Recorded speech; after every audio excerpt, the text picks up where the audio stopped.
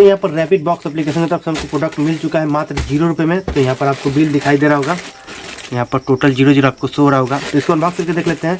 ये बहुत ही hard quality देता है दोस्तों, बहुत ही अच्छा क्वालिटी का यहाँ पर प्रोडक्ट मिलता है। मैंने आपको पिछले वीडियो में बताया हुआ है और इसका मैंने फुल वीडियो हैट्रिक भी आपको दिया हुआ है, तो भी आप अभी तक नहीं देखे हैं तो देख सकते हैं दोस्तों। पैकिंग भी बहुत अच्छा दिया हुआ है, इसके अंदर भी एक पैकेट दिया हुआ है, तो इसको भी खोल लेते हैं।